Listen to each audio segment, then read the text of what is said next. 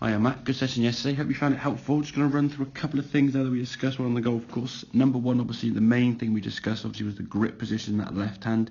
Need to make sure that left hand is turned slightly more over to the right there. What you want to really see is a little V that your thumb and forefinger, like a little crease, points up towards your right shoulder.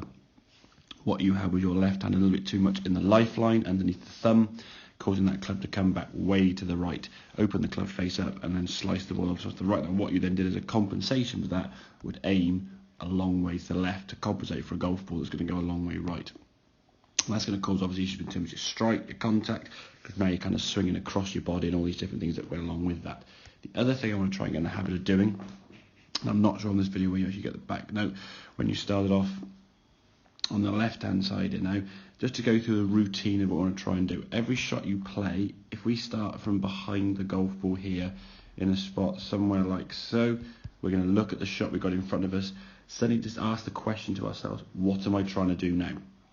With the shot I've got next, what am I trying to actually achieve? Give yourself some little clear image in your head of what you're trying to actually achieve at the shot itself, and then from behind this blue line sort of back here, we make your practice swings, you make your thoughts and your decisions about what you're going to do. Once you cross over that line, we've got the club up like the sword as we showed you, with the right hand to hold the club to like a 45-degree angle. Once you cross over this line to the golf ball, all you're thinking about there now was the toe of the golf club behind the shaft.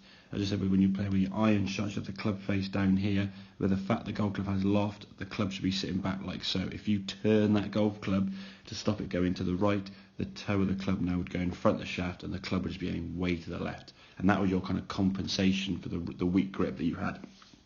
The other thing I want to try and make sure we do, when we're making practice swings, we actually make them and then we set to the golf ball, we're moving everything else. If you look here on the left hand video now, when you set to this golf ball, you sort of got yourself to the golf ball there now, set yourself up and then made a practice swing, bringing your arms into your body, so missing the golf ball now by a good 3 to 4 inches, arms and hands now very close to the body, all tucked in there as you can see, feet are a bit closed and that ball's a bit far forward in your stance. Make your practice swing there, and then without any movement of the feet now whatsoever, you place the golf club behind the golf ball and make a swing from there. So you put a practice swing to encourage the golf club to come back to here, and then try to make a real swing with the club to come back to there. Obviously you can imagine the consistency level of that is going to be all over the place. So work on those couple of things. To say left hand grip, you can just look at that image there, that's what your left hand's going to look like. And if you look at that left hand, how it hangs naturally from your shoulders, that is how your left arm would hang. A little crease there on your left wrist, and your palm would be facing down into or towards your right knee there. So work on that grip. As I say, by all means, you want to send some images through and some videos of your practice, feel free to do so. But the quicker we can get that left hand grip better, your right hand grip kind of fits on there normally.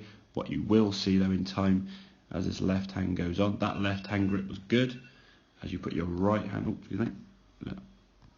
as you put your right hand on, you bring your right hand onto the golf club now, left hand's in a good position.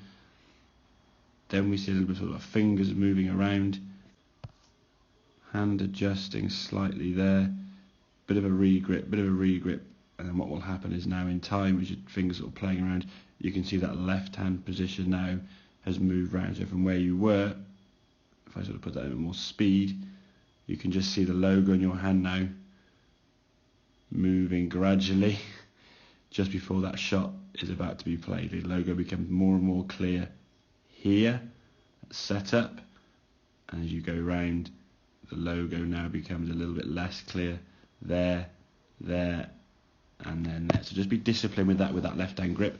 Get that left hand grip good, the control of that club face is going to be much better. That tee shot you played down the 9th there, which was this one here now, when you set up, you just aimed too far left to allow for the fade you weren't going to have.